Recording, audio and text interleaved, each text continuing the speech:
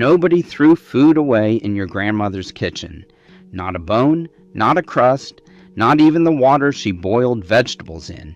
She turned every scrap into a meal and did it all over a fire she built before the sun came up. Today we waste more food in a single week than she wasted in her entire life. The bread she made before anyone woke up. You want to know what your grandmother's house smelled like at 5 in the morning? Wood smoke and rising dough? That was it. That was the smell of being alive back then. She stood at a big wooden table, worn smooth from decades of kneading, and she mixed flour and water and salt and sourdough starters she kept in a jar on the shelf. That starter came from her mother, who got it from her mother. It had been alive longer than most people in that house. She shaped the dough, set it near the hearth, and baked it in an iron pot buried in hot coals. When she pulled that lid off, the crust crackled so loud the kids heard it from the next room. They came running barefoot on cold floors, tearing off chunks, burning their little fingers, and not caring one bit. Now here is the part that would shock most people today. When that bread went stale the next day, she did not throw it out.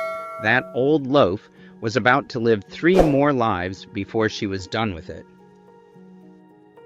Bread pudding that no restaurant can touch. She ripped that hard bread into chunks, soaked it in milk and eggs, threw in some sugar and cinnamon, and baked it by the fire until the top went golden and the inside stayed soft like custard. The kids fought over the corner pieces where the sugar went dark and almost burned, but not quite.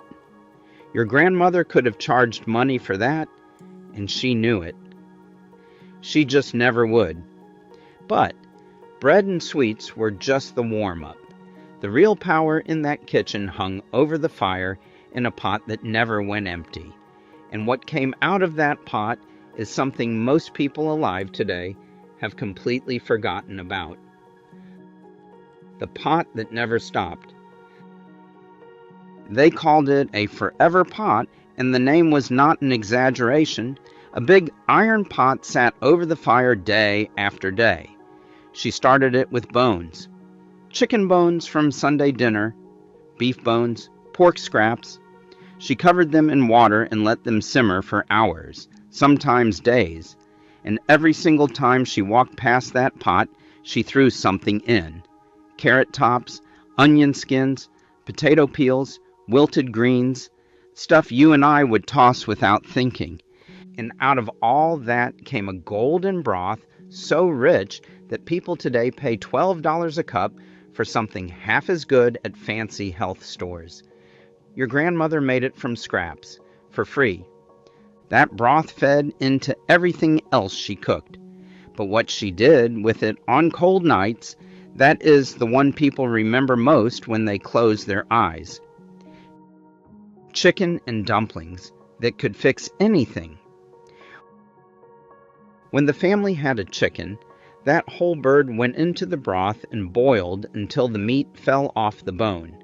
She picked it apart with her fingers, dropped the shreds back in, and then made dumplings. Flour, butter, milk. She dropped spoonfuls into the bubbling pot, and they puffed up fat and soft and soaked in all that flavor. A kid had a cold? Chicken and dumplings. A man came in frozen from the fields? Chicken and dumplings. Somebody in the family was sad? Chicken and dumplings. She did not need a pharmacy. She had a pot and a fire and 2 hands that knew what they were doing. But not every night had a chicken in it. Most nights did not. And that is when your grandmother really showed what she could do. Potato soup, when the shelves were bare. Every family had potatoes, even when the money ran out and there was nothing else. She peeled them, chopped them up, dropped them in a pot with onions and water and salt. Cooked them soft, mashed some right in the pot, left some in chunks, a little butter if she had any, a splash of milk. That was it. That was dinner. And if you have never eaten a bowl of potato soup made by someone who loved you when the house was cold and the world outside was hard, then you do not know what comfort food actually means. The fancy stuff they sell in restaurants is just copying what your grandmother already figured out with 5 ingredients and an empty cupboard. Those same potatoes came back the very next morning, but you would never know it. Fried potatoes in bacon grease. Your grandmother kept a jar of bacon grease by the stove the way people today keep olive oil. That jar never ran out and it never got thrown away. She sliced up last night's leftover potatoes and dropped them in a hot skillet with a big scoop of that grease. The sizzle alone could wake up a dead man. She let them sit until the bottoms went brown and crunchy, then flipped them over. Crispy outside, soft inside. Eggs fried in the same pan right next to them. That breakfast cost almost nothing, and it could power a human being from sunrise to sunset without a single complaint. Try doing that with a granola bar. That same skillet barely cooled down before she pulled it out for the one thing no supper table in America could live without. Cornbread in cast iron. Cornmeal, flour, buttermilk, 1 egg, a pinch of salt. She put the skillet in the fire with lard melting in the bottom, and when it got hot, she poured the batter right in. It sizzled the second it hit the pan. She baked it until the top went golden and the bottom had a crust that cracked when you broke a piece off. Some people crumbled it into cold buttermilk and ate it with a spoon. Some soaked it in the juice from the greens. Some just ate it plain, with butter running through every crack. No meal was right without it. And if you grew up eating your grandmother's cornbread, every piece of cornbread you have eaten since then has been a disappointment. You know that is true. And when the fruit trees or the berry bushes came through, she made the one thing every child in that house talked about all day long. Cobbler from whatever was ripe. Peaches in summer. Apples in fall. Blackberries, if the kids picked enough, coming back with scratched arms and purple fingers and big grins because they knew exactly what was about to happen. She dumped the fruit in a baking dish, poured a quick batter over it, and put the whole thing in the oven. That batter rose up around the fruit and went golden and crispy, while the bottom bubbled up hot and sweet and sticky. The kitchen smelled like warm sugar and cooked fruit and something you can never quite find again, no matter how hard you try. The kids burned the roofs of their mouths every single time, and they never once learned their lesson. That is how good it was. But sweets came only when the land allowed it. The real job was keeping bellies full day after day, and nobody did that better than your grandmother with a cheap cut of meat and a bag of dried beans. Ham hocks and beans. All day. A ham hock cost almost nothing because nobody wanted it. Bone and fat and gristle. Your grandmother looked at it and saw dinner for the whole family. She dropped it in a pot with beans she soaked overnight, covered it in water, and let it go from morning to sunset.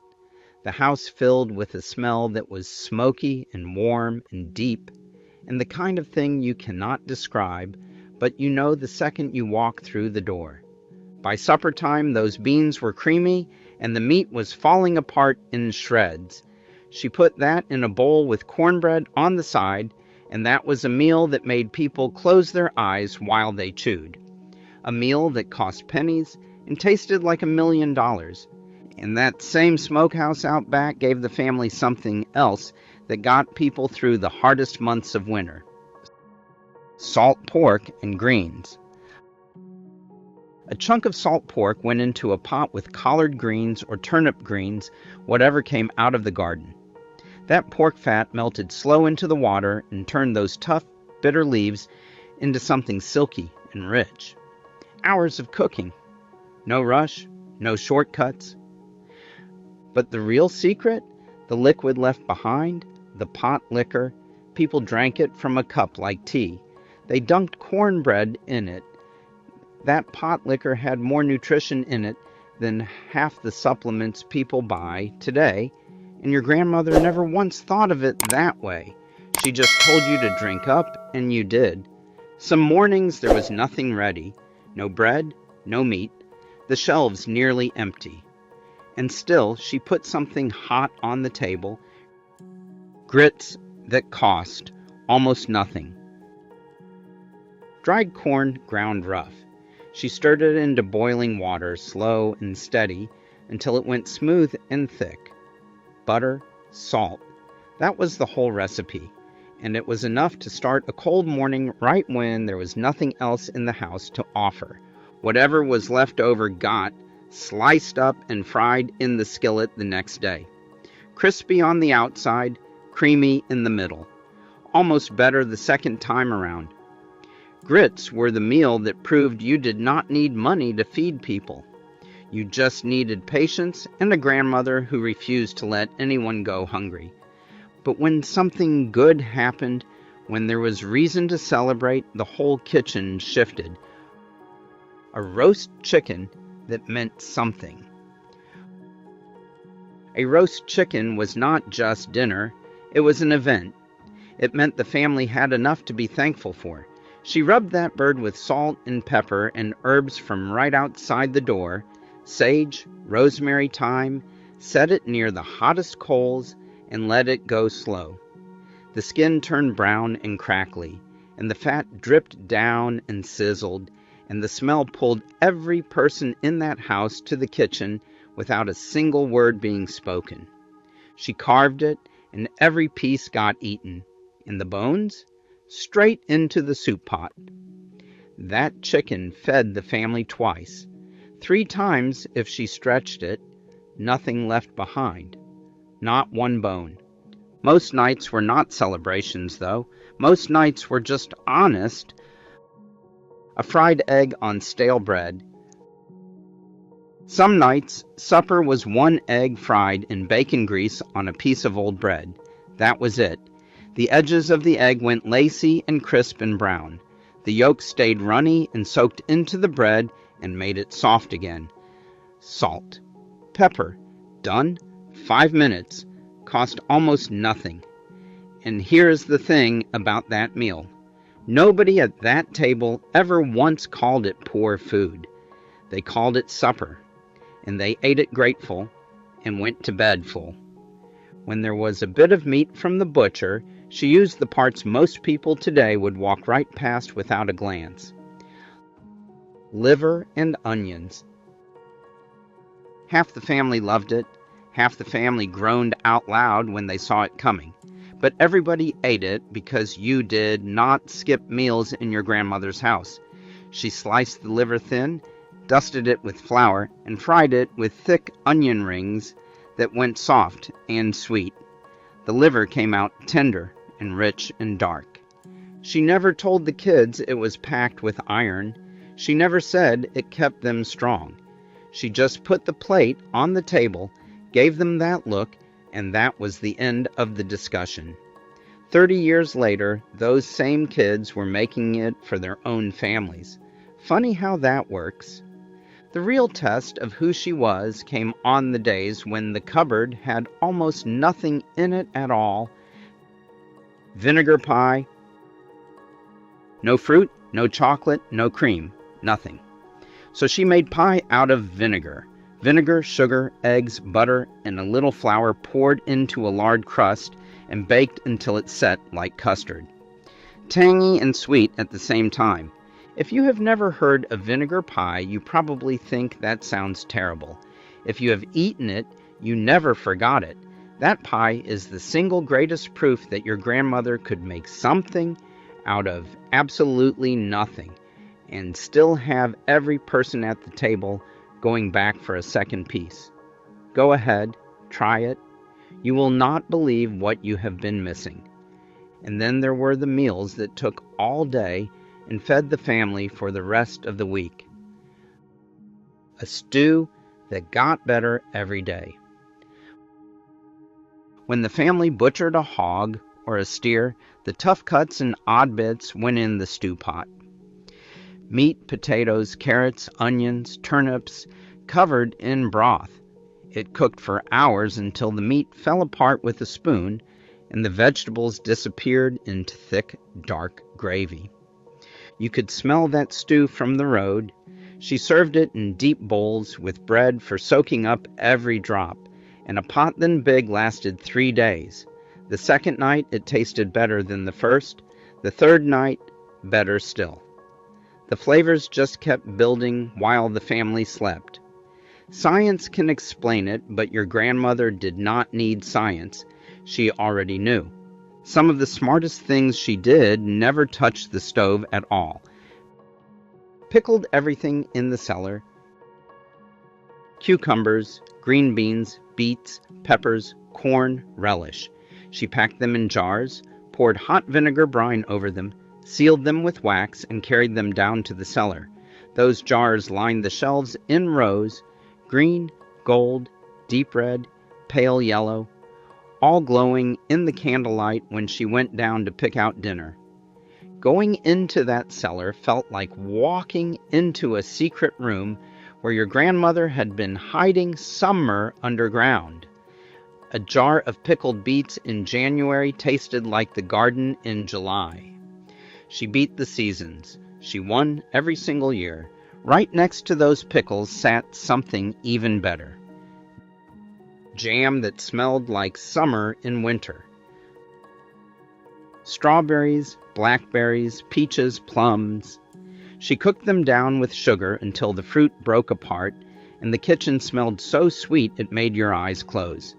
She sealed that jam in jars, and in the dead of winter, when the world outside was frozen and gray, she cracked one open and the whole room filled with the smell of a warm afternoon in June. Spread on bread or spooned over biscuits, that jam was summer in a jar. And she made enough to last until the real summer came back around again. Speaking of biscuits, if there was one thing in that kitchen that held more love than anything else, it came out of the oven early in the morning. Buttermilk biscuits. Flour, buttermilk, lard, salt, baking soda.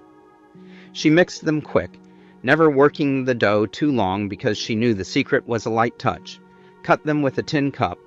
Baked them until they rose tall and golden.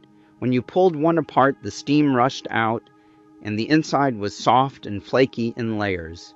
Butter on them, jam on them, thick sausage gravy on the mornings when there was meat. Those biscuits could make a grown man sit down at the table and forget every hard thing he had to face that day. Nobody ate just one.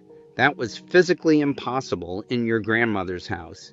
And the very last thing she made at the end of the week, when everything else was used up and gone, said more about her than any of these other dishes combined. Bone broth in a tin cup. When the roast was eaten and the stew was gone and the pot was scraped clean, she cracked the last of the bones, put them in fresh water, and simmered one final pot, clear and golden and steaming. She poured it into a tin cup with a pinch of salt and carried it to whoever needed it most. A sick child wrapped in a blanket, a tired husband who came in from the cold with nothing left in him, an old neighbor who showed up at the door looking like they had not eaten all day. That cup of broth was food and medicine and kindness all at once, made from bones everyone else already forgot about. That was your grandmother. She found something worth saving in the things the rest of the world threw away, every single time. Those kitchens are gone now. The fire is out. The cast iron sits in antique shops with price tags that would have made her laugh out loud. The recipe was never written down because it lived in her hands. But if you close your eyes, you can still smell that bread. You can still feel the warmth of that fire. And you know deep down that we will never eat that well again. If this took you back to a kitchen you have not thought about in years, hit subscribe. We have a lot more memories to bring back.